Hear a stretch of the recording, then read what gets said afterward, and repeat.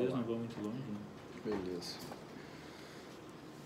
Então, moçada, vamos dar início ao nosso último encontro do ano. Boa tarde para todos. E todas. Todos, todas e todes. Todas e todas. Todas. E então chegamos finalmente nesse glorioso encontro do nosso ano, que é a leitura, a discussão do capítulo 10 do Jardim das Aflições, o último capítulo do livro, Na Borda do Mundo, que é a partir do parágrafo 33, retorno ao MASP e ingresso no Jardim das Aflições. É meio cabalístico, né? 33. Pois é, só que tem... Pois é. Só que tem mais, acho que tem mais um dentro, né? Não tem. É 33, né? E depois faço. Eu posso falar, mas daí não. Bah, Viu? tu que observou Não, essas eu não coisas falei aí. nada, esquece. Então, deixa quieto. Tá ligado nessas Deixa coisas. quieto.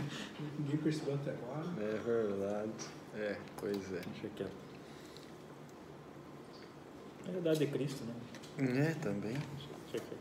Então, esse último capítulo aqui, eu e o Vinícius vamos fazer alguns pontuamentos, mas vocês também vão, né?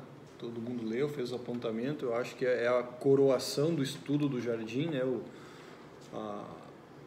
A tese do livro já foi desenvolvida, a narrativa da história das ideias no Ocidente já está toda consolidada nesta altura do livro, e agora é realmente o fechamento. Tem alguns itens adicionais ainda que ele coloca na análise aqui, fundamentais inclusive, né, que eu tomei nota de alguma coisa aqui para sublinhar e destacar aqui. Mas é o fechamento do livro, né? Então o Olavo começa aqui recapitulando todo o trajeto da análise, né? Voltando lá no MASP, naquele ciclo de palestras, ciclo de ética, né? Que teve em 1990 no MASP, liderado pelo José Américo Mota Peçanha, que é o personagem do livro. Marilena Chauí, na época, era a secretária da Cultura da Prefeitura de São Paulo, também capitaneava esse evento lá. E o que o Olavo faz aqui, né, é mostrar como que esse evento, aparentemente pontual, localizado em São Paulo, para discutir ética por uma série de acadêmicos, tinha no fundo uma pretensão de modelar uma consciência, né, da elite intelectual, né, que participava desse tipo de evento, mas para modelar uma consciência para trazer à tona discussão política e favorável ao PT. Né? Esse era o grande objetivo da discussão filosófica em torno da ética naquele momento. E então está muito conectado com a própria revolução cultural gramsciana, esse evento, né?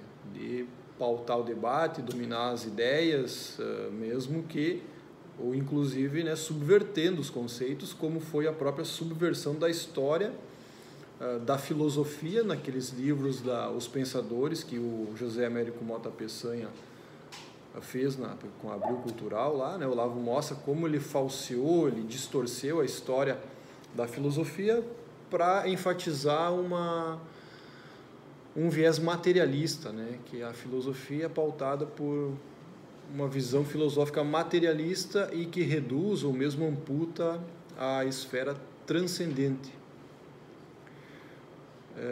do campo filosófico. E o Olavo vai dizer que filósofos que concebiam a esfera transcendente como um escopo da filosofia, do conhecimento e da realidade, é predominante na história da filosofia. Os materialistas que negam isso, que são uma minoria, mas o José Américo Mota Peçanha já perverteu aí ao deixar de lado justamente essa parte e enfatizar os materialistas, começando com o próprio Epicuro, que era o tema do ciclo de ética. E da tese do Sr. Marx. E né, encaixando com Marx. Ele fez isso por motivos políticos, né? Toda a intenção no fundo era política, né? Era pautar um debate cultural no Brasil a partir da academia, da filosofia, dessa turma aí, para influenciar. Aquele nas regras do jogo. Exato, da linguagem. O vídeo que tem dele também percebe que só fazer. Então aqui Aqui a gente vê a conexão que realmente esse livro tem com o anterior da trilogia, que é a Nova Era e a Revolução Cultural, né? Finalmente tem um gancho bem claro aqui. Agora, o Olavo fez tudo isso para mostrar também que, né, naquele ciclo de ética tinha uma intenção gramsciana explícita, né? Então tem a ver com o livro anterior, né? Se aproxima do tema do livro anterior. E aí ele faz toda a recapitulação, ele lembra ali, né, começa lá com o Epicuro, né, materialismo, a negação da realidade, a negação da consciência, né, coisa similar acontece com o Marx, porém o Epicuro foge da realidade, né, convida para o Jardim das Delícias, e o Marx e o marxismo em si, o movimento comunista, convoca para a luta para transformar o mundo, né. Então eles tomam caminhos diferentes. Ambos imanentizam os catos.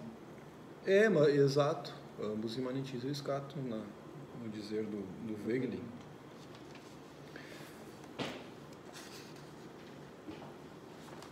Relembra a questão da emergência do cristianismo, né, e a luta que as seitas gnósticas travaram contra o cristianismo, né. É uma novidade, né, realmente foi uma novidade, digamos assim, radical, o surgimento do cristianismo, né, que defendia, do ponto de vista assim, filosófico, religioso, uma espécie de soberania da consciência individual, e isso era um escândalo para a cultura romana, a religião do Império Romano e tal. Então as seitas gnósticas procuram combater o cristianismo em função disso também.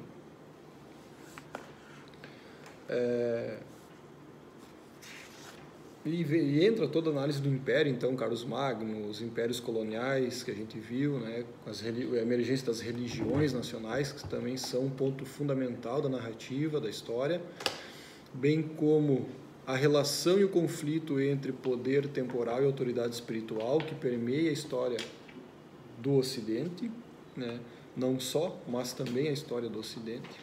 Também é um ponto que tem que ter claro, né? Tá bem presente essa relação, que sempre termina em conflito, sempre termina numa inversão, né? O poder temporal, que de início sempre foi legitimado pela autoridade espiritual, com o transcurso da história ele se revolta contra a autoridade espiritual e acaba assumindo o poder e a influência, né, da autoridade espiritual. Então isso aconteceu também no Ocidente. Marcadamente isso se consolida a partir do século XVI e com o Iluminismo, a Revolução Francesa, mais do que tudo, né? Até o ponto que chegamos no Império Americano, um império leigo, maçônico, capitalista e republicano e democrático. E ali sim já não existe mais relação com a autoridade espiritual. Ali é o sacerdócio e o poder temporal é exercido pela maçonaria, né? Perceberam que a maçonaria no Império Americano ela assume as duas esferas de poder, a autoridade espiritual e o poder temporal. Ela é o poder temporal no sentido explícito, quando constrói o regime republicano, as instituições, tudo mais, né? A própria capacidade e o direito de arbitrar os conflitos que existem entre as religiões, né, se coloca, portanto, acima delas, e no sentido sacerdotal clássico, porque é uma sociedade secreta que realmente tem, né, os seus ritos próprios, a sua iniciação própria, e ainda que isso não seja declarado, né, que é a maçonaria, que é as sociedades secretas que influenciam e comandam o espetáculo, nesse sentido, de fato é o que acaba acontecendo, né? Então, poder temporal e autoridade espiritual passa a ser exercido por uma só entidade, que é a maçonaria, e isso está consolidado no Império Americano. E por isso Olavo vai falar que o Império Americano é o maior de todos os impérios, por essa característica típica, né, de se sobrepor às religiões, né? Então não é mais a religião que impõe e ordena a sociedade, mas é um poder de tipo leigo, arreligioso, né, uma ética laica, uma moral laica, e que vai moldar uma sociedade laica. Aí nós chegamos no fim da história do livro, né, com esse Império Americano. Vinícius, o que tu apontou aí, que ainda nessa narrativa, tem várias coisas que passaram por aqui, né? PNL, enfim, tudo aquilo que a gente viu lá, manipulação da consciência.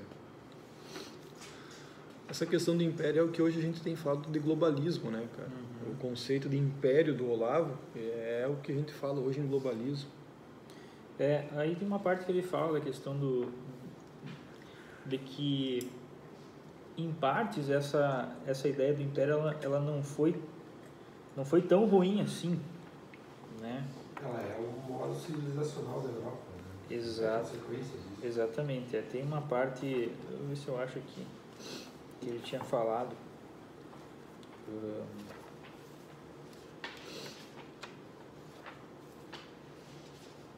Mas ela na verdade é uma espécie de movimento contra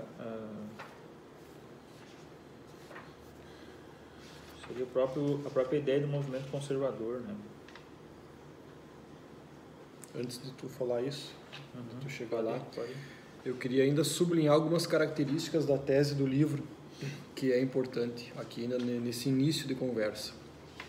Ali na página 368, numa nota de rodapé 248, o Olavo fala que este livro se enquadra numa tradição de estudos sobre a teologia civil, né? Que até está no título do livro, né? Materialismo e a religião civil. Né? Que o próprio Eric Wegelin é um dos grandes autores nesse segmento, e o professor Nelson Lehmann escreveu aquele livro, A Religião Civil do Estado Moderno, onde ele compilou os diversos autores que trataram desse tema da religião civil na modernidade, né? E aí o Olavo fala que este livro mesmo se enquadra nesse segmento de estudo e investigação do estudo da teologia ou da religião civil. E ele diz que este Jardim das Aflições possui 4 ou 5 diferenças específicas em relação ao Eric Wegelin e os demais autores até então que trataram do tema. E muito interessante que a terceira característica, o Olavo fala o seguinte, né, que a respeito desse estudo da religião civil, que a tese do Jardim das Aflições associa a formação da religião civil aos esforços para a restauração do Império, né, aquela história de restaurar o Império Romano que permeia a história do Ocidente, enfatizando que não culminam na eclosão das ideologias totalitárias, mas na mundialização da Revolução Americana, ou seja, que aquela dentre as ideologias modernas que parece menos comprometida com o culto de César é, na verdade, aquela que o encarna de maneira mais completa e eficiente. Então, no sentido que o Império Americano seria talvez até mais perverso, talvez eu possa dizer aqui, do que as ideologias totalitárias que duraram pouco, né? Duraram 20, 30, 80 anos e passaram. Mas o Império Americano, a Revolução Americana, o Império, toda essa questão aí desse Império vigora até hoje no Ocidente, né? Embora a gente possa discutir, né, o quão efetivo ele ainda está ou não, já tem concorrentes, aquela teoria dos 3 concorrentes da hegemonia global, né, os muçulmanos, os globalistas e os comunistas, né, o Império, o eixo russo e China. Mas isso também é uma variação do conceito de império. Sem dúvida, é uma expansão talvez, porque agora seriam 3, né? Tem 3 disputando o império, o lugar do império, né? E os 3 são globalistas, os 3 pretendem a hegemonia global, né? E por fim, né, é importante destacar o item 11 do resumo do livro, ainda sobre esse Império Americano, da Revolução Americana, que o Olavo diz o seguinte: a Revolução Americana, que incorpora o ideal do Império Leigo, tende a mundializar-se, arrastando na sua torrente todas as forças intelectuais e políticas que, de uma forma ou de outra, acabam por colocar-se involuntariamente a seu serviço. Ela intervém decididamente e a fundo na estrutura da alma de todos os seres humanos colocados ao seu alcance. instaurando neles novos reflexos, novos sentimentos, novas crenças que constituirão, em essência, a cultura pós-cristã, ou mais claramente, anticristã. Então isso aqui é uma bomba atômica, né, cara? Simplesmente é um ataque assim fulminante na tradição política americana, no Império Americano, enfim, Revolução Americana, como a gente quiser. E aí ele vai para a conclusão de toda essa análise do livro, que é a seguinte: voltando ao MASP, a operação de reforma cultural empreendida pelo grupo organizador da ética marca a inserção da cultura brasileira no novo culto imperial americano. Assim, curiosamente, a inteligência de esquerda se põe a serviço da ascensão do império. Caralho, cara, quando eu li isso aqui eu falei, bom, então os caras são comunistas, são esquerdistas, são gramscianos, defendendo uma ideologia comunista, porém, no fim das contas, ela vai acabar servindo a essa ideologia do Império Americano. É o que, na verdade, aquele livro do Conspirações, Ideologias... Versão aberta. Gary Allen. Política, Ideologias e Conspirações. Ele comenta, né, que, na verdade, o pessoal revolucionário, na verdade, são, digamos assim, agentes menores dos grandes capitalistas do Estado, né? Sim, pois é.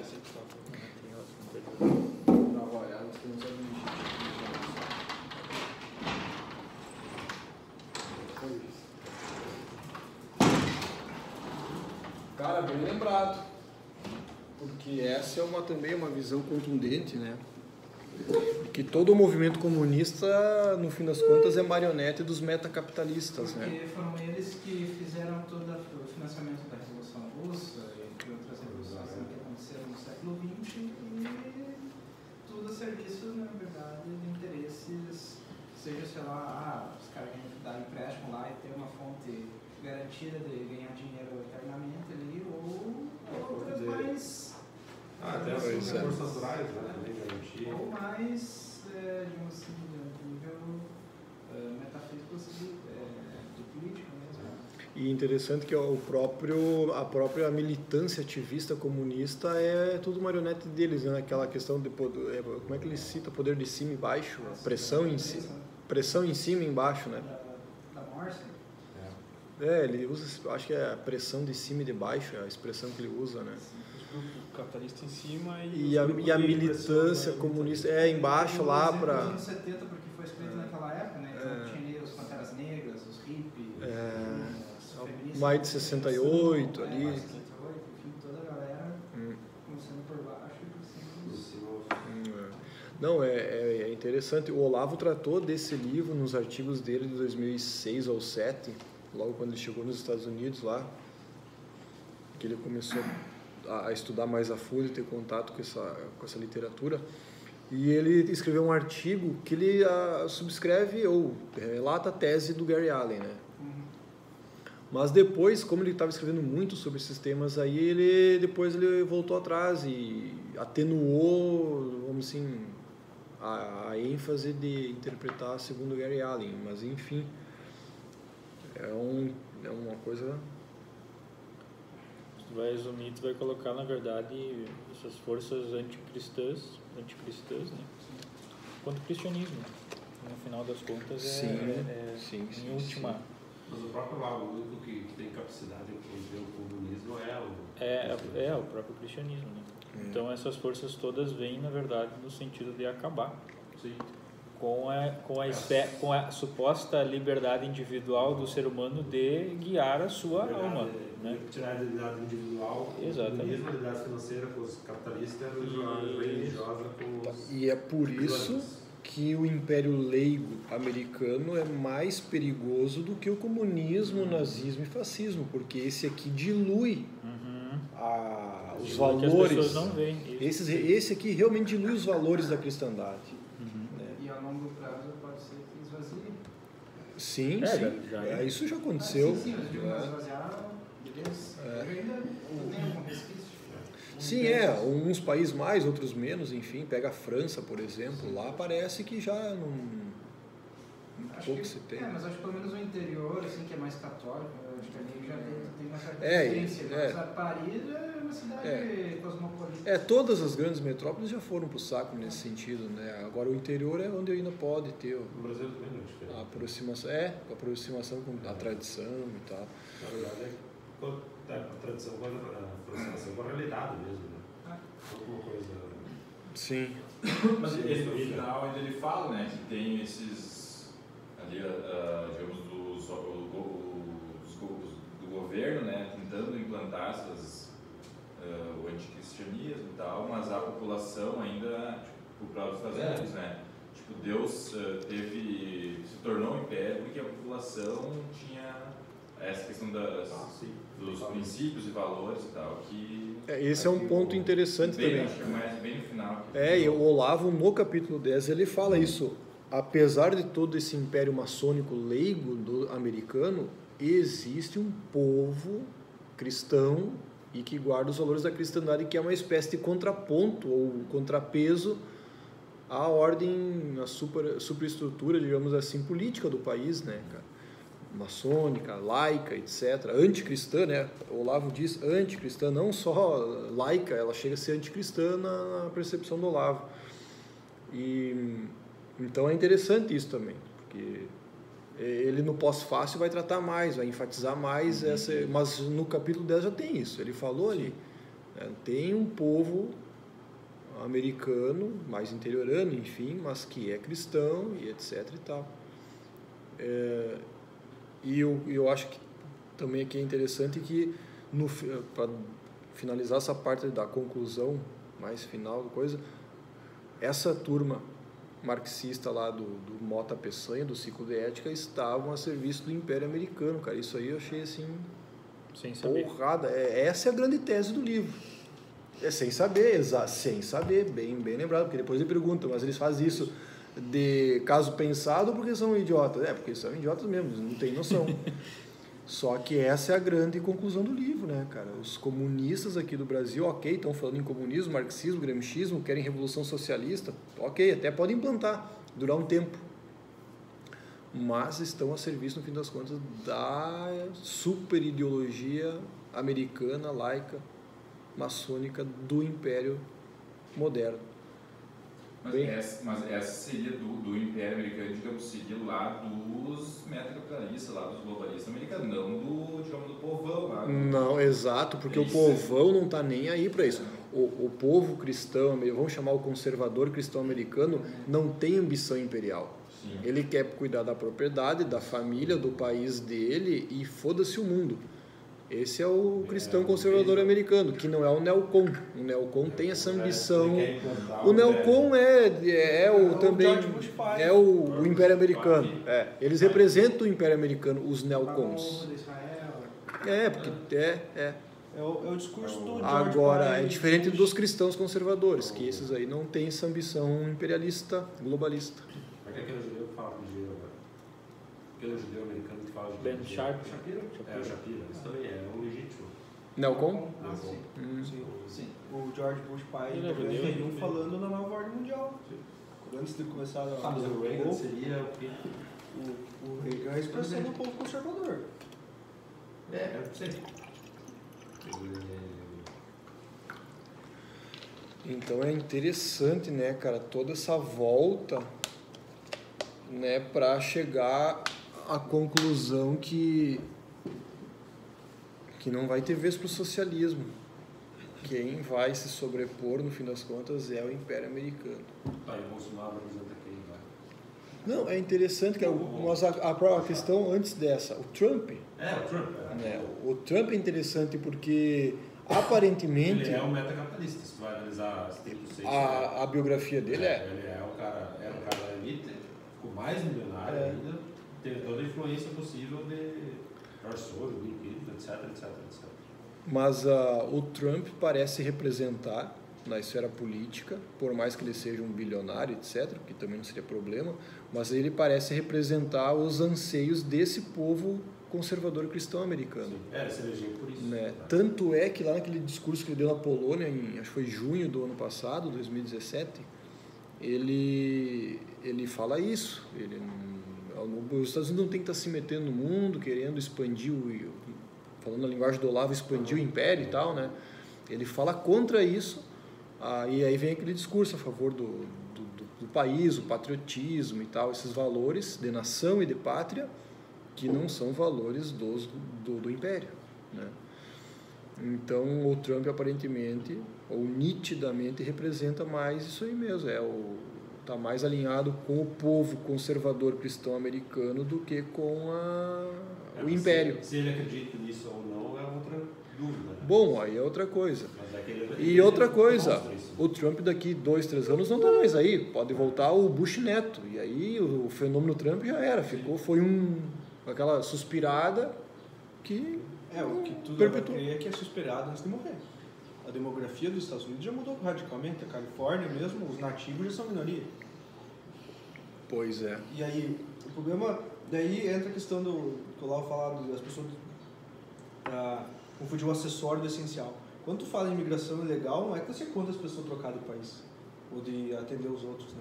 É a questão é o seguinte, você está vendo um monte de mexicano que está indo para um país, eles vão formar guetos, eles vão adquirir o direito de votar, mas eles vão continuar num gueto e eles vão votar em políticos para dar coisa de graça para eles. Eles não estão indo lá para se entrar dentro da sociedade, se aculturar e contribuir. Eles estão indo lá para ganhar coisa de graça, para botar as pessoas no poder que vão dar as coisas de graça. E virar... que estão, só que não é os caras, o pessoal que, digamos assim, pula o muro lá do sul, é o cara que já entra legalmente, que já tem uma coisinha que fala, não, esse é o tipo mexicano, mas é a minoria da minoria da minoria, né? Esse é o problema. Sim. Então, um exemplo aqui no Rio Grande do Sul, quando deu no Brasil, pelo menos, né?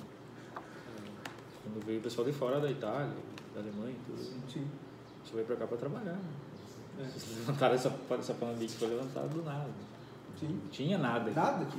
Não queriam... Tu escreveu naquele artigo, né? O pessoal trouxe, eles vieram para colonizar e evangelizar, vamos dizer assim. Claro. Não, sim. Esse é o espírito do Império Alemão. A expansão. A expansão da verdade, né? Sim, não, tá. Sim, é. Na verdade, é cultura, né? Sim, tudo bem, mas não... tem essa questão de negar um pouco o brasileirismo e... Porque aqui, por exemplo, quando eles iam para os Estados Unidos, os imigrantes alemães, eles se tornavam americanos, né? Sim. Do Brasil já não, já era mais... Já ficavam ainda alemão. Então, a gente ficava aqui no meio do mato, sim. Uma hora de cruzar, imagina não, uma hora não, meio dia de cruzar. Sim, uma hora de carro hoje. Uma hora de carro. Imagina quanto do resto sempre, então. Literalmente auxiliou formar guetos. Eu vejo os caras que vão nos Estados Unidos vão lá para materialista, né? Para ganhar dinheiro e usar das coisas boas do capitalismo e o resto é cultura que se explora. Por que não querem para outros países? Isso já é para ser uma vida boa. Do Império Laico. E na Europa, como tu tem o welfare state, então o pessoal lá sai do norte da África, lá, sei lá, do Oriente Médio, para usar a saúde de graça. Aí que entra a dificuldade que a gente tem, pelo menos eu tenho essa dificuldade imensa de ver como é que os caras querem fazer um império global e ao mesmo tempo está dissolvendo tudo que construiu, que... Mas acho que essa é a ideia, para assim, uniformizar, para ser mais fácil depois fazer uma, sei lá... Controle, né? Controle, leis, enfim, etc. Acho que é mais nesse sentido, porque daí... Ou de grave novo. Essa é a ideia, o objetivo. É que tu não desespiritualiza, tu deixa as pessoas ainda com um suposto senso crítico. Né? Senso crítico no sentido, nós estamos vivendo aqui não condiz, né, com os preceitos cristãos, então nós estamos vivendo um troço diferente, não é bem assim. No momento que tu tira a religião, né, o religar, né, tu impede a religação, não tem mais religação. Agora o mundo é aqui, né? A ideia lá da imanentização dos Caton, lá do Whegel, né? E no livro aqui ele aponta essa questão, na página 3913 aqui. Pela primeira vez na história do mundo, a humanidade vive o perigo de uma ruptura completa com o espírito. De uma total imersão no historicismo absoluto, de um total fechamento da porta dos céus. Em face desse perigo, é preciso que, no novo quadro mundial, cada homem empenhado na defesa do espírito, reconhecendo a mundialização do império como um fato e mesmo parcialmente como um bem, no sentido de que, afinal, a democracia preserva algumas liberdades nominais, não são liberdades de fato, que em si são preciosas para a subsistência do ser humano pensante. Mantenha afiado o sentido crítico e saiba exigir do império aquilo que se deve exigir de toda a organização social e política, que sirva ao sentido da vida, em vez de usurpá-lo numa nova idolatria. Essa aqui é a frase, é a chave ali, né? E aí ele fala que, por exemplo, que não interessa qual vai ser o sistema da sociedade, vai ser social-democrática, neocapitalista, neoliberal, comunista, fascista, não interessa, né? Como vai ser a organização social disso, o problema é da organização social, né? Se ela for um totalitária, o que ele diz aqui que ele vai fazer? Olha, eu vou lutar contra o tirano, né? E se não for, tá, tudo bem, eu vou expressar minha opinião. Então, assim, indiferente qual sociedade vai ser, né? Mas você acusa ele de ser ideólogo, né? Não consegue compreender essa frase? Claro. Ideólogo, não sei o quê. Aí, vamos ver como é que ele pensa. Sim. E hoje tem-se uma ideia muito difícil de ser desarraigada, que praticamente todo mundo pensa assim, que é o seguinte: se nós não aceitamos a ideologia ou digamos assim, se vocês não querem que a minha ideologia prevaleça, é porque vocês querem que a de vocês prevaleça. Então a gente vive uma guerra de ideologias, né? E essas ideologias são uma espécie de expressão de um sentimento particular, né? De qual a forma como a gente enxerga o próprio mundo, né? A gente de certa forma pegou essa visão, essa cosmovisão do mundo e colocou ela dentro de uma ideologia, né? E a gente expressa ela no sentido de que eu quero viver no mundo que a minha ideologia prevaleça, né? Só que, se cada um tem sua ideologia, nós estamos lascados, nós estamos num pé de guerra e nós vamos viver sempre nesse limbo material aqui, não vamos sair disso aqui, não tem como, porque cada um vai ter a sua, assim, esse dia eu estava discutindo, estava conversando com um cara, né? A discussão tem que ser mais nervosa um pouco. É o que está na 392, né? A total laicização do Estado Imperial trouxe consigo a laicização de todos os conflitos, o rebaixamento de todas as religiões e de todos os valores civilizacionais, a degradação de todos os motivos pelos quais os homens vivem e morrem. Perfeito. Sim. Eu botei aqui: o conflito no mundo não é entre ideologias, mas entre elementos ideológicos e espirituais, que são a resistência ao império laico e anticristão. Fantástico. Aqui está a tese profunda do livro, né? E aí a gente pega num mundo onde cada um tem a sua verdade, né? Esse dia conversando com alguém, disse, não, eu acho que cada um tem a sua verdade. Eu disse, como assim? Como é que funciona isso? Me explica, como é que é esse teu mundo aí? Não, eu acho que cada um escolhe o que é bom, o que é ruim. Quem falou isso? Eu tava conversando com um cara, assim, meu Deus do céu. Daí eu falei que eu lia Dostoiévski, o cara, não, eu li também, não sei o que, eu digo, tá bom. Mas eu não ia muito a fundo, assim, né? Não dá pra conversar, porque primeiro o cara nega a realidade objetiva, e daí tu já para, não dá preguiça, entendeu? Tu vai ter que explicar um monte de coisa pro cara né? Eu dei só um exemplo pra ele, daí... Não, deixa eu pegar meu cobertor de Kant e me cobrir. O cobertor do Kant, o mundo do Kant. Eu vou ficar aqui, sim. quentinho, gostoso, e fico aqui. Sim. Eu tive que validar uma tese, né? Tomei um corno na tese para conseguir validar ela, mas tudo bem, né? Minha namorada estava em Florianópolis, né? Fui lá visitar uns amigos lá e eu tinha ficado aqui e estava conversando com o cara sobre isso. Eu disse, olha, minha namorada está em Florianópolis, né? Aí ela tá lá, conheceu o Ricardão lá, né? Aí tá, conheceu o Ricardão, se deram uns beijos lá, tá? E ela voltou para casa. Aí eu não sei disso, né? Então a minha verdade é o quê? Ela não fez nada, né? a verdade dela é que ela fez, né? E a verdade do fato? Aconteceu ou não aconteceu?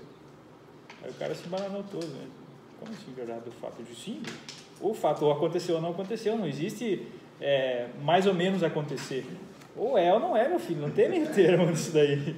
Ou é corno Ou o corno não é, meu filho, não tem, como é que tu vai, é meio corno, é meio gay, tá bom, tá, outra conversa. Então. Ou assim, ó, ela tomou um boa noite Cinderela, acordou, não sabe, nem ela sabe se aconteceu ou não aconteceu. Tá. Daí Tá. Mas tanto é que nós chegamos nessa realidade, né? Agora tem aqueles bares lá de homens que transam com homens, mas não são gays. Sim, claro, não, entendeu? Tranquilo. Se eu consigo validar o que eu acho que é o certo, não interessa se tem contradição, se não tem, isso aí a contradição ela só é gerada na sociedade opressora. A sociedade opressora que cria os critérios que vão me julgar, se eu sou ruim, se eu sou bom, se eu sou gay, se eu não sou, se eu sou isso, se eu sou aquilo. Que vai criar a possibilidade da contradição. Exatamente. Caso contrário, não existe contradição. A contradição é uma tese burguesa. Para não deixar eu viver minha vida feliz e livre e alegre, com muito amor no coração. No jardim lá, sem agrotóxicos, todo mundo nu, mais seguro. Isso. É o jardim da Epicuro.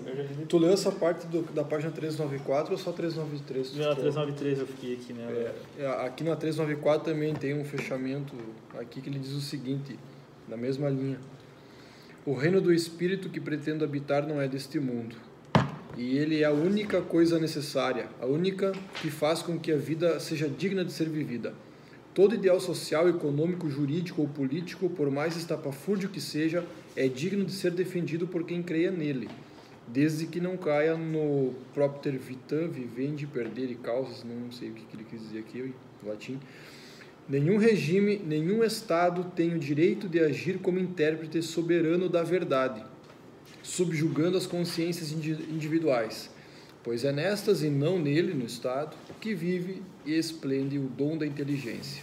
E as consciências individuais não têm, nem terão jamais outra fonte onde buscar inspiração e força, senão o legado das grandes tradições espirituais.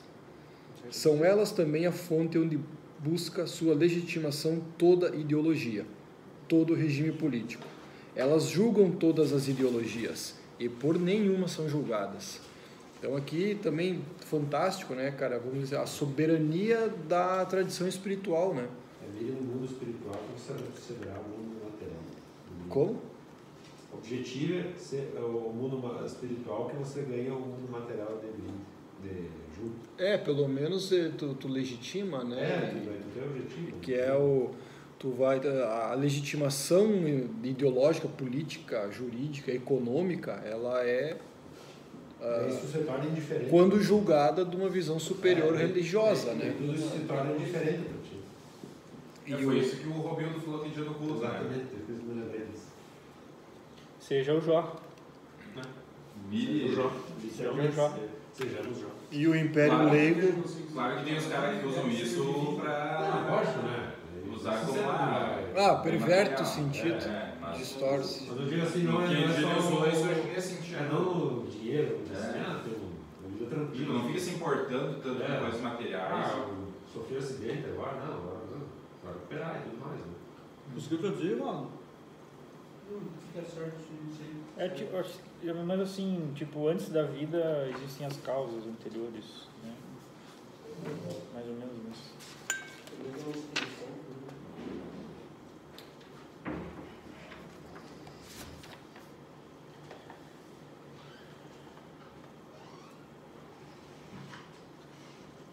Eu tava pensando nisso aí, só que assim, ó, se tu liga para esse lado espiritual e o cara te sacaneia, tu não pode ficar bravo com o cara.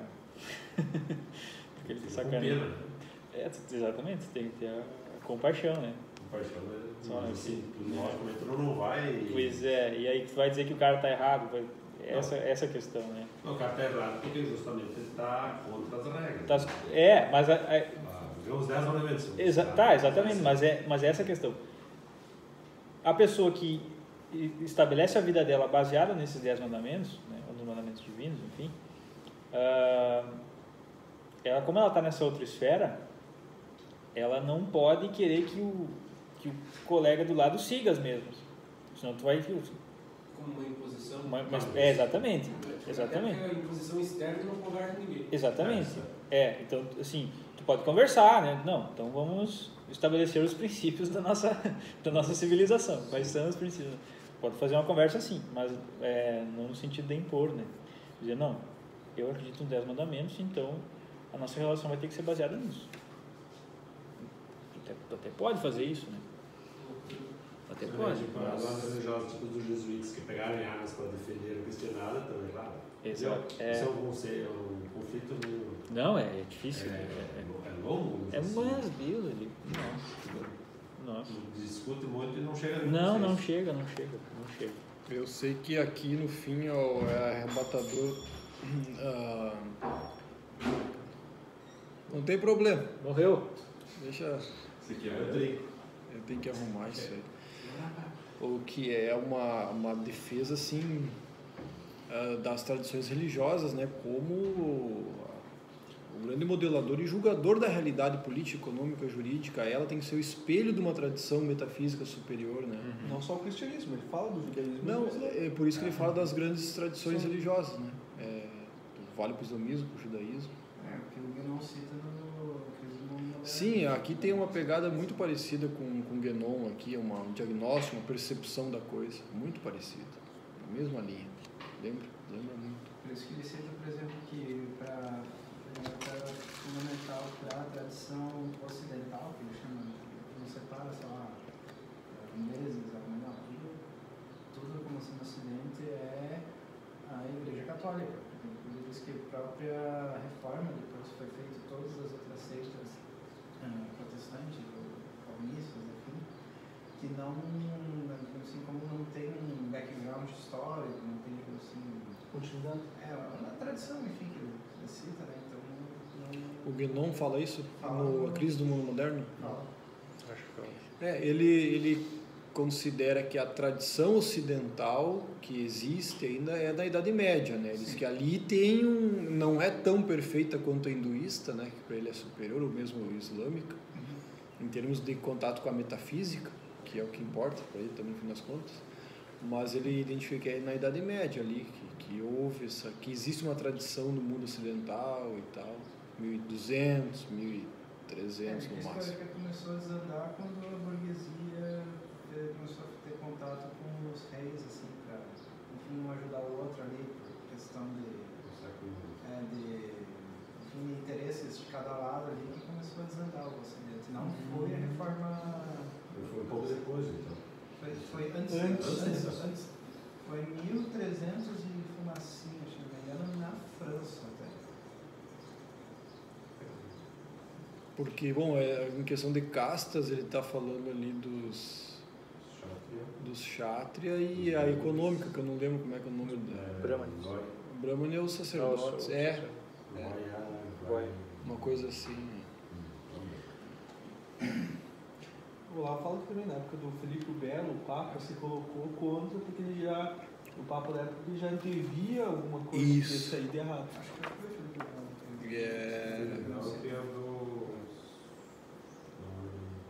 Que acabou com a maçonaria. Com a maçonaria, com os templários. Que é o que a maçonaria diz que é. Isso. Não, tô confundindo. Daí o Olavo que se o Henrique VIII, né, como o exemplo de imperador para Silva. Um exemplo pior. Eu tô nessa aula 5 lá do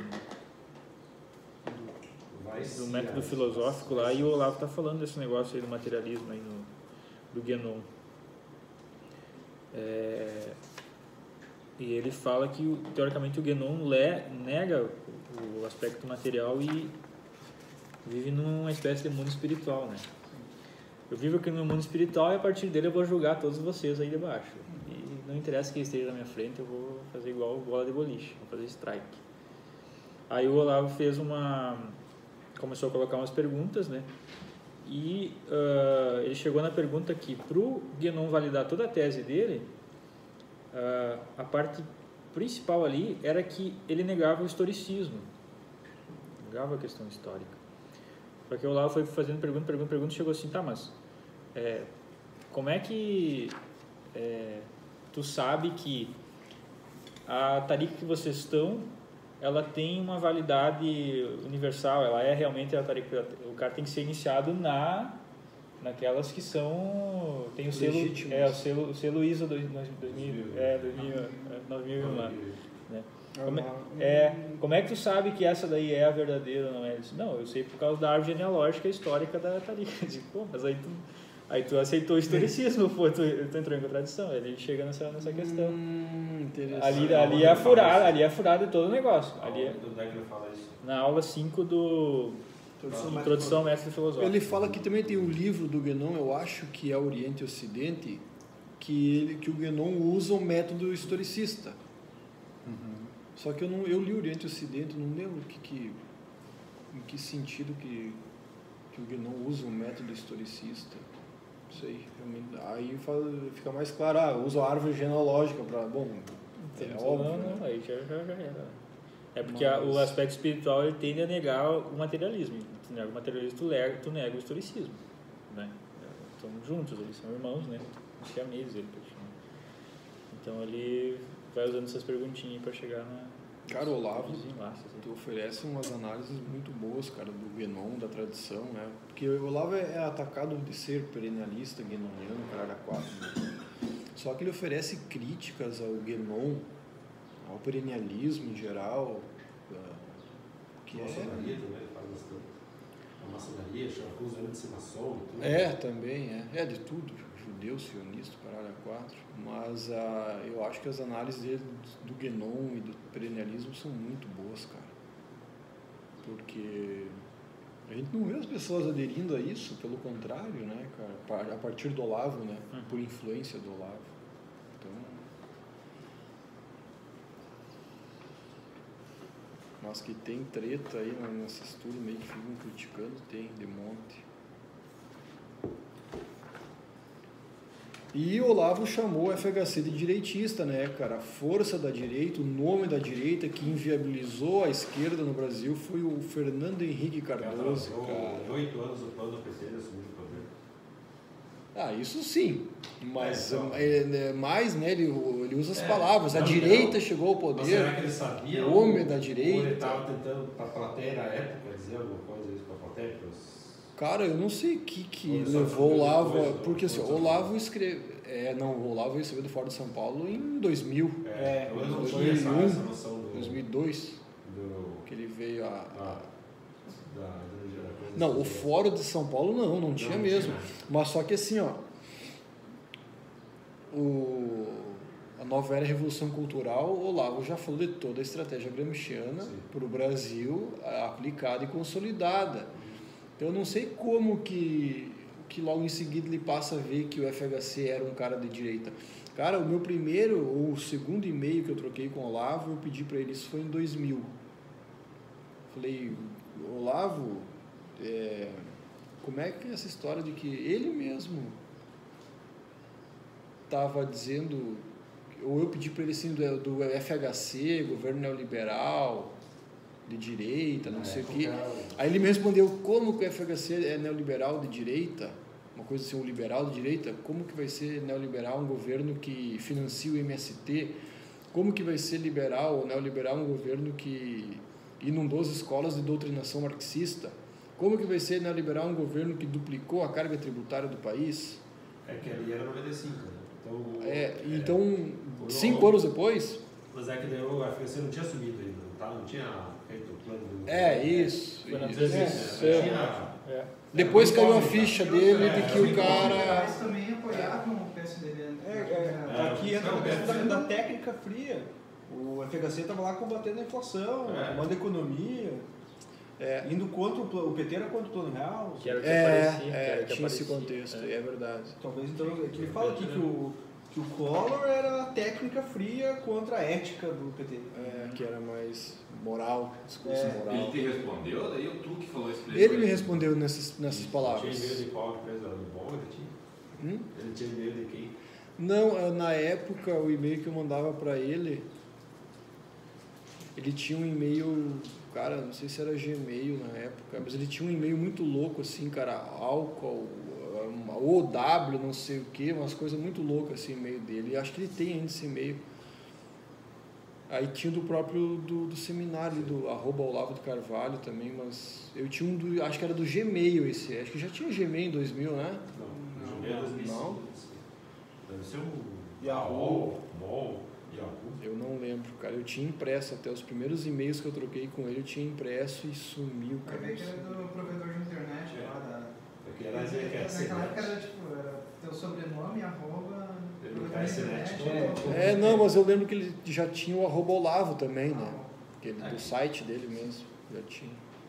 Aqui na página 373 ele fala bem específico daí do Brasil, a questão do Collor, com já o José Dirceu, que eles começaram com a campanha para ética sem ter prova nenhuma, Sim, e já aí manipular a população para derrubar o Collor. Aquele plano do Collor já deixou todo mundo querendo ele embora. Daí só tinha que achar desculpa para Mas daí, chutar ele. será que a esquerda vai conseguir fazer isso de novo? Tá na dúvida? Eu lendo isso aqui, eu pensando agora, nós estamos de novo na mesma situação. Não, mas eles estão dizendo que as perspectivas, o estudo deles é que esse foi o golpe ainda, né? Ou ainda já estão começando a chegar a verdade. Não sei. Depende de quem, cara. Eu acho que ontem eu ouvi o esquerdista lá, jornalista, que foi deputado, o Gabeira. O Gabeira. Tu ouve o Gabeira, tu ouve uma conversa, tu ouve os caras, tu ouve outra diferente. O Gabeira tava falando o seguinte, tem um movimento conservador e o Bolsonaro, de certa forma, conseguiu dar uma unidade para isso daí, né?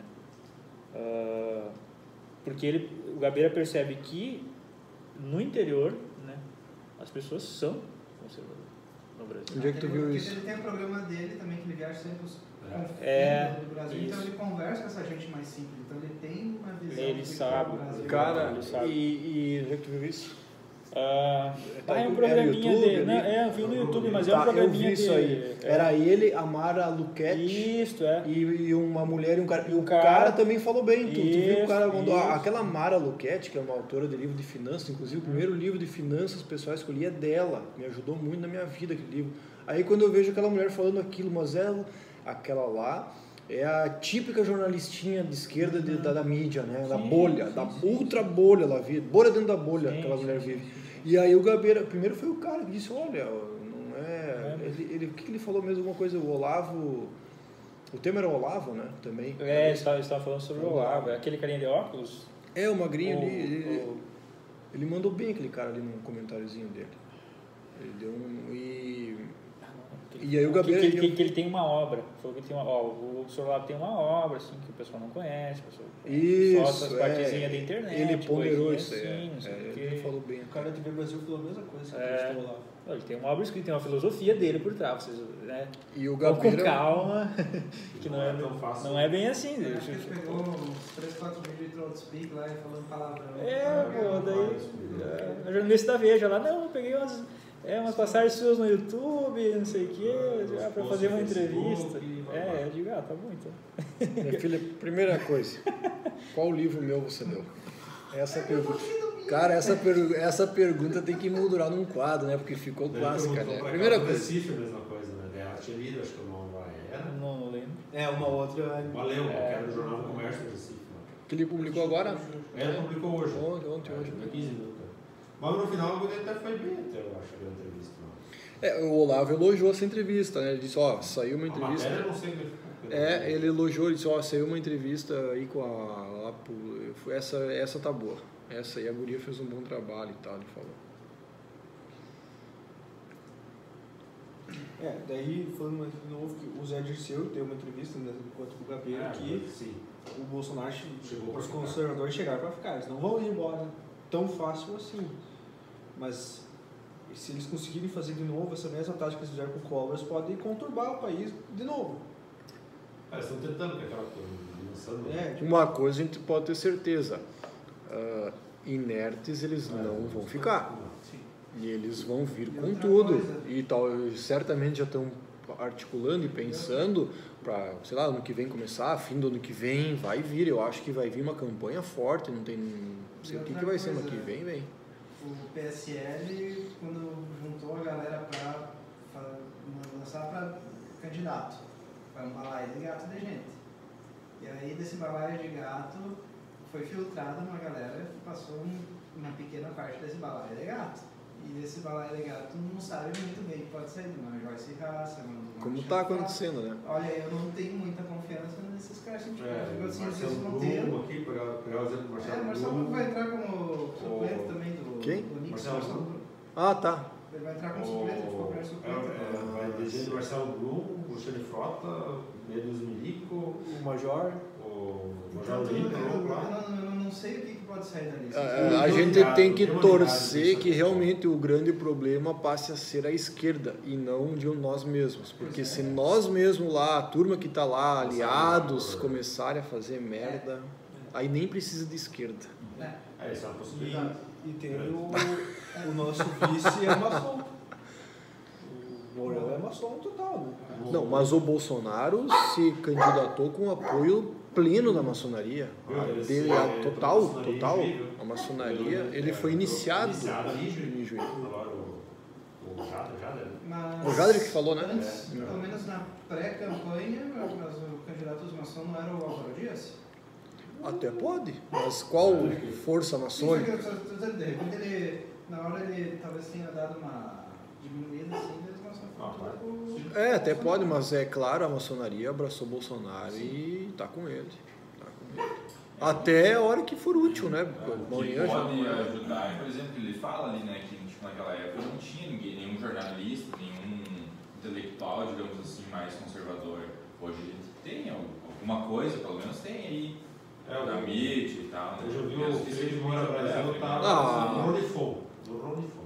A própria força da internet que já existe, que anteriormente não existia. A força do YouTube, do Facebook, então não dá para desprezar isso também. Embora não tenhamos uma hegemonia na TV, coisa assim, mas o YouTube... ele tá concorrendo metade da audiência TV e YouTube. TV e YouTube, O WhatsApp, agora minha mãe tem WhatsApp. A entrevista da TV, tu vê no YouTube, porque tu tá fazendo outra coisa, tu vai ver a entrevista lá do fulano, só o que tu quer, né? Porque ali o que eles fizeram ali foi, os caras tipo, tinham a hegemonia cultural e atropelaram o Collor, né? Tipo, ali patrolaram. Né? Nós, as escolas do Brasil inteiro foram para as praças a mando dos sindicatos que vão tudo para a praça. Já não aconteceria, digamos, nesses termos. Cara, eu fui. Eu lembro, cara, que eu fui pra praça lá, eu tava na quinta série, 91? Eu tava no meu primeiro ano em Santa Bárbara, quando eu comecei a morar em 91, quinta série, nós saímos do colégio com as prof, fomos pra praça que ia ter um protesto contra o Collor. Contra a corrupção. E todo mundo lá e tal, na praça, teve um ato lá, daí voltamos pro colégio depois, eu acho. Mas lembro como se fosse ontem, cara, e daí... Tipo, hoje um movimento desse já não teria sem um contraponto já, né? Já seria... Não teria... Pois é. Tá mais difícil de tu manejar plenamente como foi feito. Até fizeram, tipo, nos anos 90 ali e tal, por exemplo, mas a maioria deu Não, em 91 foi, era 100% da população brasileira. É uma coisa totalmente... Outra coisa que o Lavo falou ali é a questão do Betinho, né, cara? Como é que é o nome da câmera? Foi 95, 96. É 94, 5, porque o livro é de 95, é ali na virada de 4 para 5, acho. Eles tentaram pegar aquela coisa da solidariedade. Isso. Da direita para eles, né? Então o Betinho surgiu com aquela campanha lá que, no caso, materializou-se na esfera da caridade e tal, aquilo que a campanha da ética iniciou no plano intelectual. E outro elemento interessante que o Olavo fala, o Betinho se tornou uma espécie de novo Papa do Brasil, porque o cara era um santo, ou seja, o Brasil tinha sua nova autoridade espiritual.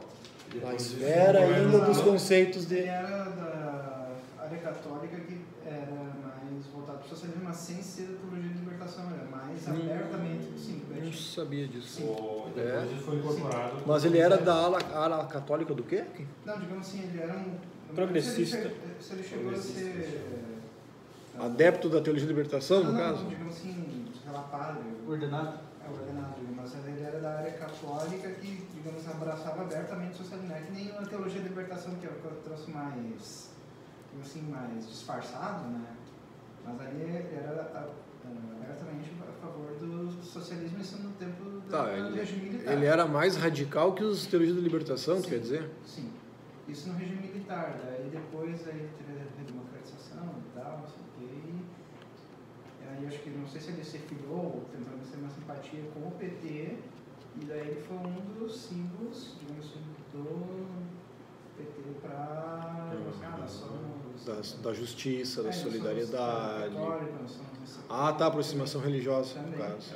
Todos usaram essa campanha para ser utilizada. Não, a estratégia ali que andou nos anos 90 foi genial, cara. Os caras conseguiram fazer o que pretendiam. Só para botar o Brasil na ONU, na verdade. Não, mas assim, é tipo, nós agora gostamos do que o meu tio fez, vamos incorporar no governo. Em vez de ser só pro Natal, vai ser pro ano inteiro. Isso. Porto Alegre ficou 16 anos na mão do PT, era a cidade do rock. E antes era do Colar, viu? E antes era do Colar. Galpão. Antes era do Colar. Somar tudo junto. Eles fizeram uma coisa completa, eles remodelaram a sociedade. E agora é do PSDB, que não é de direita. Sim, mas o Brasil foi remodelado a imagem do partido. Não, na verdade, assim, antes do PSDB, quem estava na prefeitura era Fortunati, que era do PT. Era do PT. Sim. Então. Era PDT, né? O PHS. E Porto Alegre está fundada nesse esquerdismo desde então, né, cara? E agora estão tudo metido lá com os globalistas.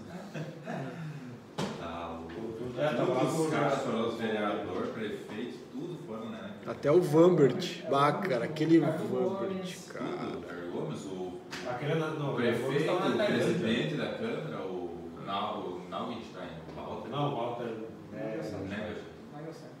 Casado. O judeu. Deputado, né? Casado com aquela. O prefeito. É. Você lembra que ela tinha as trigêmeas da Playboy? Não?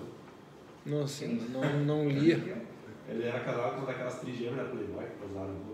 Trigêmeas ou 13 anos. Olha a memória do pessoal. Não é que aqui. Nos 90 o cara só tinha Playboy, né? Não tinha dinheiro para comprar. Empresa cultural. A luta cultural. Viu? A entrevista do Playboy são boas até. Aquelas entrevistas antigas assim.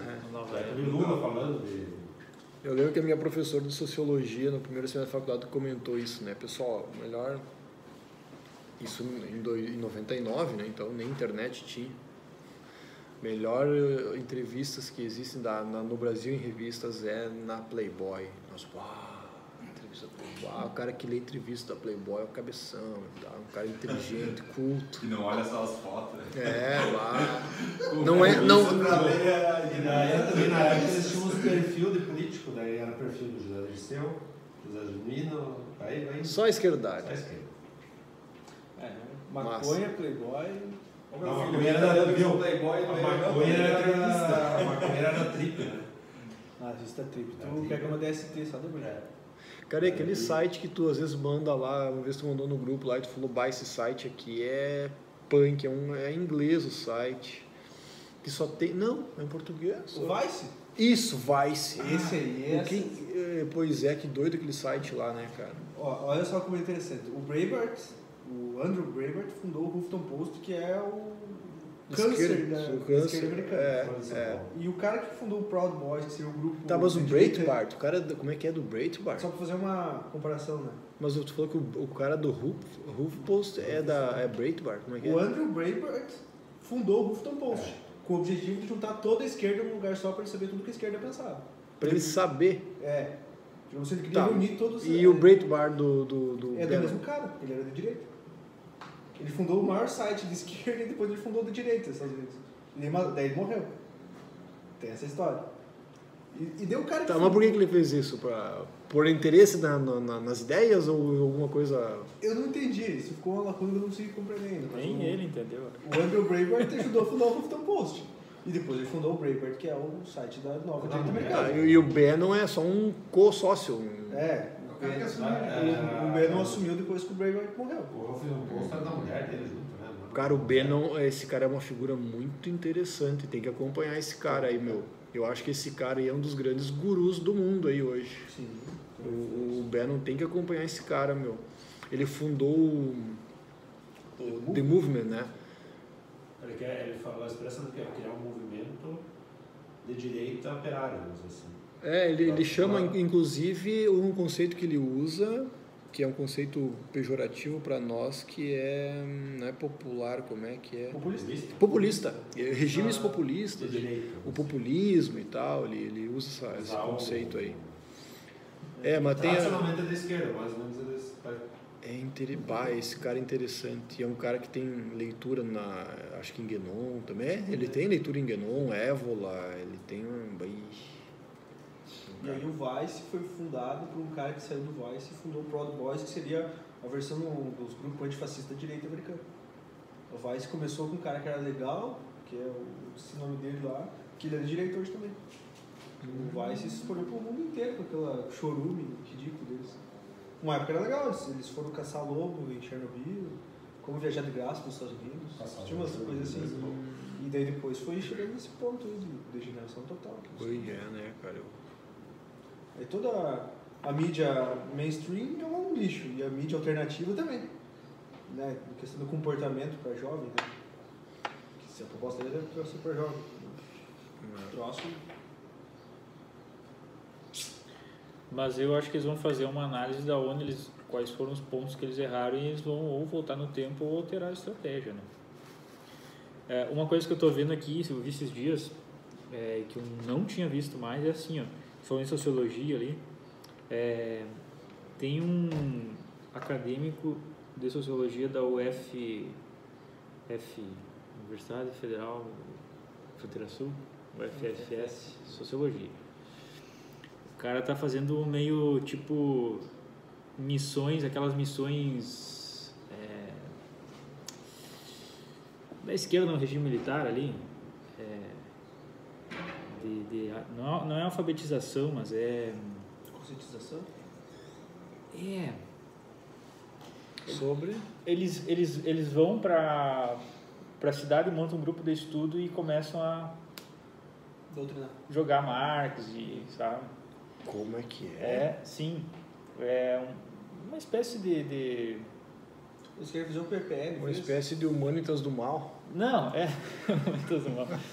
Não, mas eles reúnem os grupos os mais jovens, assim, né? Vai aí esse cabeça, né? O sarau. O cabeça, o cara lá que sabe das coisas, parada, e vai conscientizar a população sobre os problemas que cercam elas, né? Sim. Os dominadores. Sim, vai ter lá uma palestra sobre saúde pública, sei lá. Não, em casa, velho. Gente, eu num grupinho aí de 10 pessoas. Isso está acontecendo. Quimper do Estado. Cara, isso precisa ter em Panambi para nós viver isso aí. Cara, mas isso é... E amando de que isso? Não é sei lá, velho, não sei, eu só via... Ele faz o quê? Agora eu peguei a manchete. Tá, é tipo como se ele pegasse essa estratégia que o EPL fez, assim, que ele tá tentando reproduzir. Né? Já leu o Quarupi? Não, ainda não. Então, se ler o Quarupi, vocês vão entender o que eu tô dizendo. O cara era um ex-padre que ele resolveu que ele devia dar uma educação mais progressista. Mais progressista, mais consciente, né? Aquela consciência do interior ou na cidade? Tá, o que tu quer dizer, né? Missão, missionário, não é isso? Isso, mas a ideia é essa. Um viés missionário. Claro, o viés missionário, de orientar essas pessoas do que elas estão sofrendo e o que elas vão sofrer no novo governo, na nova era. entendeu? Então tem todo isso aí por trás. Nossa, mas se isso tem em Pejuçara, isso deve estar acontecendo em Brasil inteiro, no estado inteiro? E eu acho que isso é uma estratégia da universidade. Sim. O Departamento de Sociologia e Humanas. Isso, exatamente. Mas qual é a base que eles vão usar? Vamos dizer que o governo é fascista. Aí tiver, né? Tu pega, uma coisa cara, errada. Tu pega jovem de 14 a 18 anos, cara, tu bota o que tu quiser na cabeça das pessoas. Se eles vão começar a usar aquela coisa de ideologia de gênero, mas tu faz, cara, tu pega um pessoal mais novo, Porque Se jovem- tu se mostra inteligentinho, assim, né? preocupado. Meu Deus do céu. Se tu reunir no mesmo lugar violão, consciência social e menina, E Isso. se sente que é culpado por ele ter Pela pobreza dos outros. É que ele tem uma vida, digamos assim, confortável, não muito boa, mas os outros estão mal, aí esse Uhum. mal. Não, Então, muito não, tu tem que ter o socialismo aí pra Uhum. fazer com que todo É isso. mundo tenha oportunidades iguais e daí cada um vai se parecer. Mas a gente vai estar entrando num momento em que vai ser interessante acompanhar qual vai ser as ações da esquerda. Né? Essa de repente é uma das tentativas. Pois é. observar isso aí. Não, sim, A gente tem que ficar, vários. cuidar se porventura aconteça algo parecido aqui em Panambi para nós ir nisso aí. Vai começar lá. Mas é óbvio. Eu não sei, Muda o nome do grupo dele. Viu, cara? E aquela discussão do Literatura Roberto. e democracia. Aquela discussão do Roberto lá, cara, que ele botou, tu não viu, tu tá sem Whats, hein, cara, que ele falou lá dos guerreiros, tu não viu, né? Não tá por fora. Ele participa de umas conversas, umas rodas de prosa lá no IF, como é que é, uns grupos, Ah, ele contou aquele dia que eu fui na Cara, o casa. Roberto, ele é meio... Ele fica, assim, andando em várias... Mas eu acho que o Roberto é um cara, ele deve ser um cara muito polido, acho que as pessoas não veem ele com maus olhos. Não, capaz. acho que não é bom publicar essa parte da conversa. Porque o Roberto. Não, ele é um cara... Você dá bem com todo mundo, assim, né? Eu ia Não dizer, tem, não eu tem tenho a impressão problema, que ele é um cara, ele sabe chegar, né? Não, e o cara, você formou em história, então, assim, ele mais ou menos sabe um pouco, né? Sabe quando o cara tá de treta, quando não tá, né? Então, Porque mas ele Foi na tua falou- casa, ele comentou aquele dia que estava comentando sobre Paulo Freire lá, mas ele chegou a dar uma aprofundada lá no debate. Lá, Mas ele disse que estava num grupo de discussão de gênero, sei lá, diversidade, alguma coisa assim. Tem um grupo de diversidade. acho É, que lá, e ele disse, olha, e ele relatou, se alguém tem o WhatsApp, dá para ler o que ele falou. Alguém, Hoje? Hoje, vocês não viram? Puxa o WhatsApp, cara, o que ele falou lá, eu falei, nossa, eu falei, bom, se ele tá lá tudo bem, ele deve ter falado com muita classe, com muita esperteza, para não tirar a pontapé de lá. No grupo de Que- gênero do campus, apresentei como posição do discurso de diversidade e sensibilização dos homens exatamente o argumento histórico antropológico com base na premissa falsa de uma sociedade de paz, pois a guerra é uma constante histórica e homens sensíveis demais resulta em uma nação de escravos. Exemplifiquei com os recentes estupros coletivos na Suécia, onde muçulmanos atacam nativos e a lei não alcança, e os homens, ao invés de agredir os agressores, fazem passeata com bandeirinhas de paz e amor vestidos de mulheres. Em síntese, a necessidade sempre foi e sempre será a criadora de estratégia de proteção dos agrupamentos humanos. Delas surgiram o combate à pedofilia e o incesto, o casamento monogâmico, o respeito ao próximo, a sanção de acordo com o grau de transgressão à moral do grupo. Qualquer tribo primitiva tem regras próximas dessas e a mulher, por ser mãe e biologicamente mais frágil, sempre cuida da coleta, agricultura, filhos e aldeia, enquanto o homem sai para as zonas perigosas, caçar e lutar com os inimigos naturais e humanos. Ele pode morrer, todos eles, salvando um homem, podem restaurar a tribo, procriando com as mulheres que permanecem protegidas na aldeia. Carlos, se ele falou isso mais ou menos nesses termos, meu Deus, cara.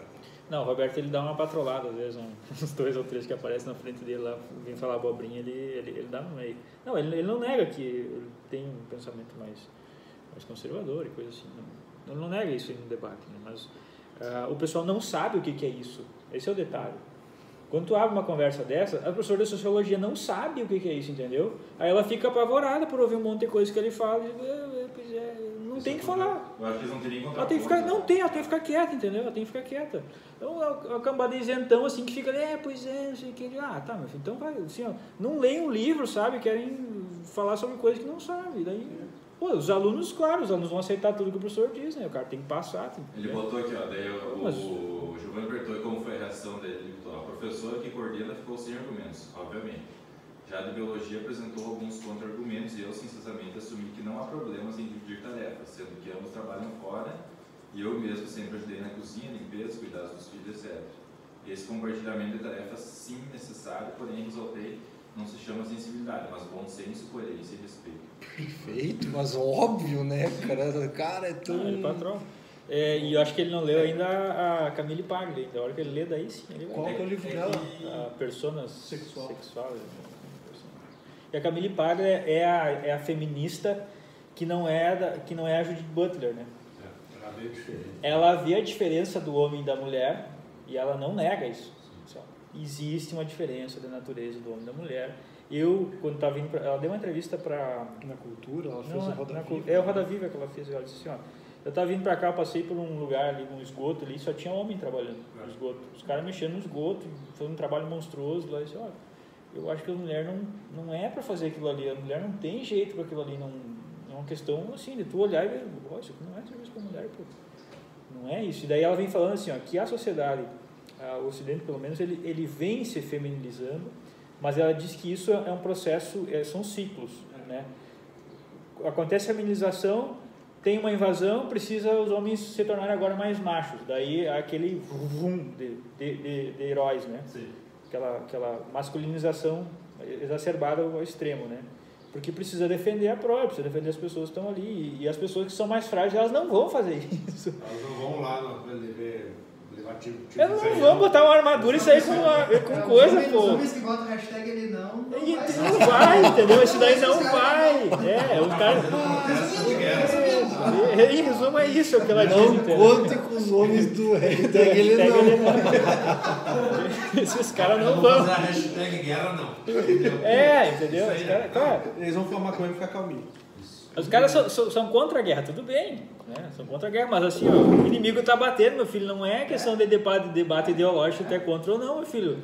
O tiro tá comendo, velho, tu não tem escolha, ou tu mata ou tu morre, não existe.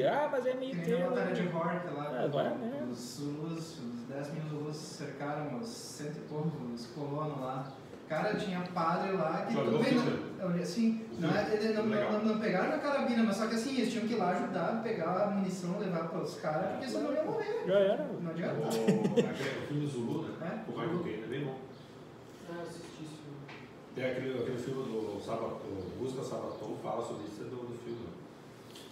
Aí esse pessoal feminista se arrepia quando fala na Paglia, né? Eles sabem que dali um vídeo com o Jordan Peterson. É. E o Olavo falou que queria conversar com ela. O Olavo disse, pessoas que eu gostaria de Conversar, né? Ele citou ela. Ela e o Jordan Peterson. Aqui em Panambi tem um guri fã do Jordan Peterson. Samurai. É o apelido dele é Samurai? Não sei. Quem é isso? O Felipe. Ele entrou nesse mundo pelo Jordan Peterson. Daí ele começou, depois ele foi conhecer o Olavo. E tu tá lendo o livro dele e tal, tá emocionado. Todo dia me manda um WhatsApp assim. Os livros do Jordan são bem falam bem disso. Já comentou do livro que a Ela vai lançar dele, daquele livro baratíssimo que a Ela vai lançar. Mapa do Significado. Ah, tá, Não sei se ele já comentou contigo desse livro ou não. Ele tá lendo, só que ele tá lendo em inglês, né? Sim. Ele leu 12 regras e tá lendo esse agora. Que é a tese dele, que é Mas ele tá lendo em inglês. Que vai lançar com um preço super... 135. 150. Nossa. 150 reais. É grande o livro? O Ou mercado é isso, né? Que na verdade tem demanda, né? Tem demanda. Sim. Vai vender. Mas é mais de 600 páginas. Não, Mas igual, mesmo assim não vale. Sim. Não era pra custar nem 100. Só se tinha que pagar pelo direito. Só se o direito Eu comprei o for 12 regras por 30 e eu paguei frete, mas deu uma promoção louca lá por 30 pilas. Eu também. Vou pegar agora. Nem li, nem sei quando lerei, mas tá lá, pelo menos é um livro. O Arthur, meu Eu amigo comprei esse Passundo, livro e peguei resumiu, nessa promoção. resumiu aquele livro assim como... É o senso comum que todo mundo sabe, mas tu fica feliz em ver que alguém escreveu. Tipo, É isso seja que eu queria homem, dizer. É isso aí. seja homem, É. trata teus amigos bem, não deixe teu filho fazer uma coisa que você não... Tipo, Vai não deixe... ganhar. Não deixe teu filho fazer algo do qual você vai perder a amizade com ele, o contato com ele. Não deixe teu filho fazer coisa que tu não gosta. Não maltrata os animais. Não seja cuzão. São as 12 regras, né? Mas ele aborda ali, tem coisas fantásticas ali, aborda questões mitológicas, Bíblica. O cara vem muito.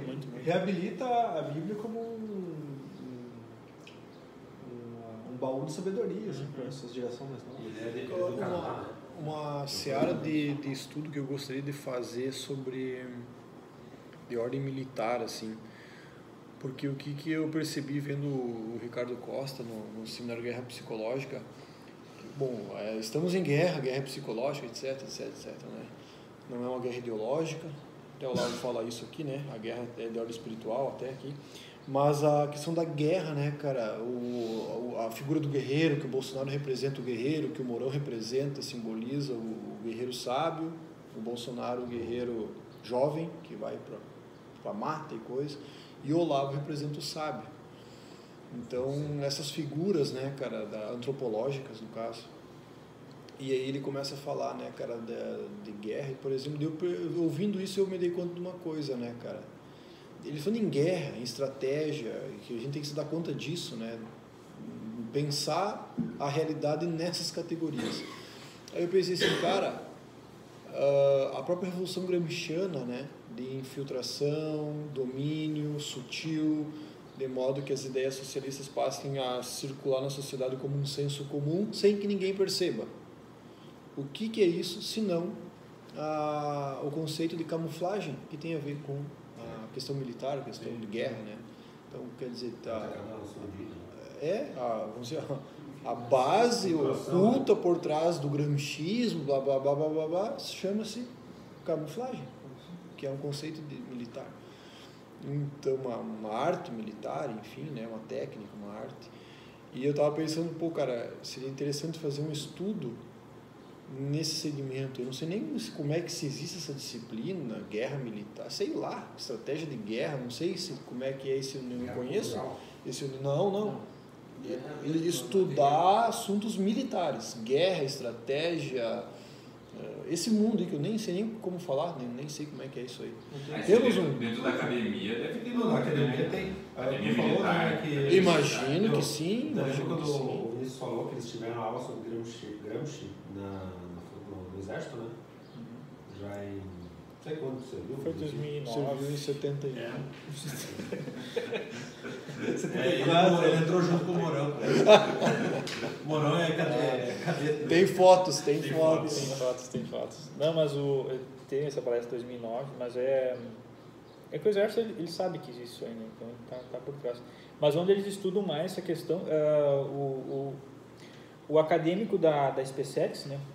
Da MAN, tem uma parte de estudo disso, mas eles desenvolvem mais depois quando eles saem capitão e vão para Escola de Aperfeiçoamento de Oficiais, que é a ESAO, que eles chamam, que é um curso que todos são obrigados a fazer.